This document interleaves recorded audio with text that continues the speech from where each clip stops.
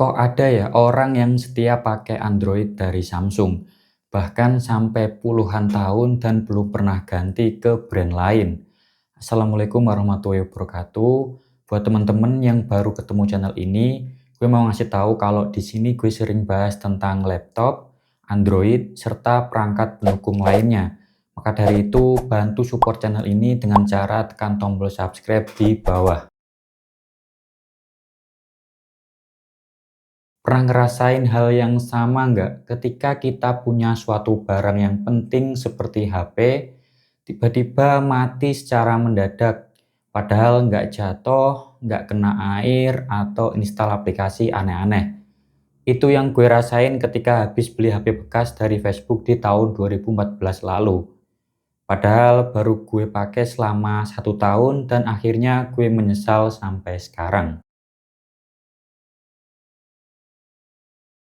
Tepat di pertengahan tahun 2015, gue baru saja beli HP baru Samsung J1S dengan harga 1,1 juta rupiah. Kenapa waktu itu pilih Samsung J1S, Bang? Jika kita lihat kembali di tahun 2015, itu udah banyak beberapa brand yang masuk di pasar smartphone. Mulai dari Xiaomi, Asus Zenfone, Lenovo, Smartfren, Sony Xperia, dan masih banyak lagi. Antar brand saling bersaing mulai dari harga yang terjangkau dan spesifikasi yang tinggi. Namun dari sekian banyak brand di pasaran, gue udah ngincer bakalan beli dari brand Samsung. Bisa dibilang Samsung J1S ini HP Android ketiga gue. Setelah Sony Xperia E3 gue matot alias mati total. Meskipun ukuran layarnya kecil banget, cuma 4,3 inch, tapi ini panelnya udah AMOLED. Ditambah kapasitas penyimpanan internal hanya 4 GB dan kapasitas RAM 768 MB.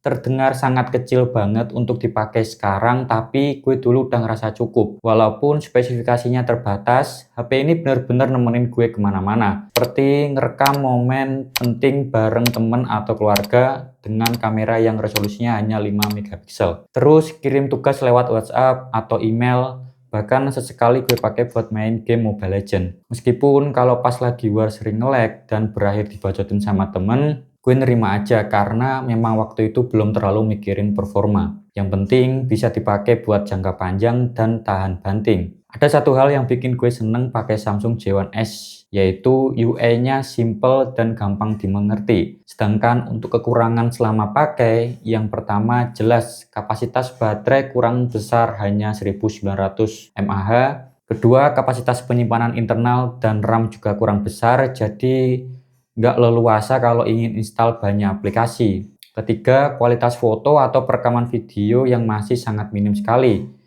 Terakhir, udah nggak dapet update lagi secara resmi dari Samsung. Karena kekurangan yang dimiliki oleh Samsung J1S tadi, akhirnya gue memutuskan buat upgrade. Bukan ke brand lain, tetapi gue masih beli Samsung lagi, yaitu Samsung M30s. Dulu beli Samsung M30s ini lewat Shopee dengan harga 2,9 juta rupiah. Sempet takut dan mikir kalau yang datang itu nggak sesuai ekspektasi, takut ditipu juga sama penjualnya, tapi karena gue beli di official shop Samsung, jadi cukup tenang dan barang yang datang pun juga sama seperti yang kita pesan.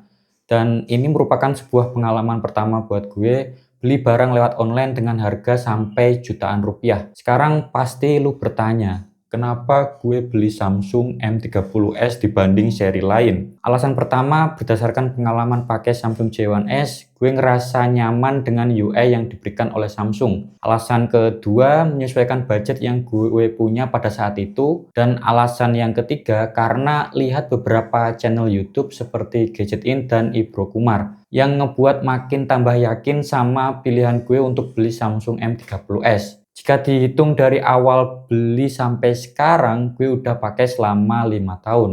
Untuk beberapa kelebihan yang gue rasain selama pakai Samsung M30s, itu pertama ada di kapasitas baterai yang besar. Dengan kapasitas baterai 5000 mAh, itu sangat cukup untuk dipakai seharian. Bahkan sesekali bisa sampai tembus 2 hari pemakaian. Tapi perlu digarisbawahi, gue jarang banget buat bermain game, paling kebutuhan sosmed, chat, dan streaming YouTube aja. Lanjut kelebihan yang kedua, yaitu ketahanan.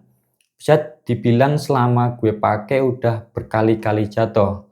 Alhamdulillah sampai sekarang masih normal dan nggak pernah masuk ke tukang servis sama sekali. Padahal hanya gue kasih cash yang murah harga 5 ribuan dan nggak pakai anti gores. Pernah gue pakai anti gores sih, tapi hanya bertahan 2 kali aja karena kurang nyaman dipakainya. Kelebihan yang ketiga udah pakai USB Type-C, jadi buat ngecas dan transfer data pakai kabel USB itu cukup kenceng. Dan yang terakhir, di bagian layar udah pakai panel Super AMOLED dengan ukuran 6,4 inch. Sedangkan untuk kekurangan yang gue rasain selama pakai Samsung M30s, yang pertama kapasitas RAM dan internal storage hanya 4 GB dan 64 GB.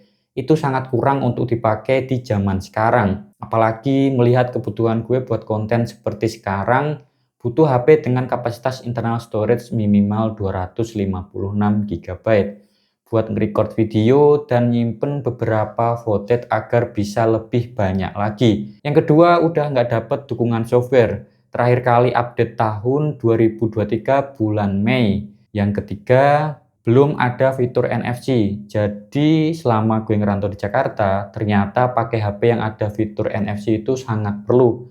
Seperti contoh kita mau naik busway, tapi ternyata saldo e-money kita habis. Jadi harus segera top up agar nggak ketinggalan busway yang akan kita naiki. Yang terakhir, belum support jaringan 5G. Tapi untuk yang ini aslinya gue nggak masalah, karena jaringan 4G pun masih cukup kenceng kalau dipakai buat streaming dan upload konten di sosmed. Kita tahu bahwa Samsung A56 baru saja rilis tahun ini di bulan Maret. Awalnya gue udah mau beli Samsung A55, tapi karena tahu ada rumor kalau A56 bakalan keluar, akhirnya gue memutuskan buat sabar dan nungguin Samsung A56 aja. Kenapa ganti HP, Bang? Bukannya Samsung M30s masih bagus ya? Ya emang betul sih masih bagus, cuman tadi kan udah gue bilang kalau ada beberapa kekurangan dari Samsung M30s dan itu menjadi salah satu alasan kuat buat upgrade. Kayak kapasitas RAM dan internal storage lebih besar, udah didukung jaringan 5G, udah ada fitur NFC buat cek dan top up saldo e-money, dan harganya masih dibilang cukup terjangkau buat gue. Kemarin gue beli Samsung A56 ini dapat harga 5,3 juta rupiah lewat Tokped di Studio Ponsel dengan pengiriman instan, jadi sehari langsung sampai dan nggak butuh waktu lama lagi. Paling nambah sekitar 300.000 buat beli charger dan kabel USB Type-C dari Anker kapasitas 45 watt. Sama beli case dari Oxyguard harga 100 ribuan udah dapet case sebagus ini. Terus kenapa Bang belinya Samsung A56? Apa nggak mau nyoba brand lain? Karena info dari Samsung kalau A56 ini akan dapat dukungan update software sampai 6 tahun. Jadi harapan gue bisa dipakai untuk jangka panjang nih HP.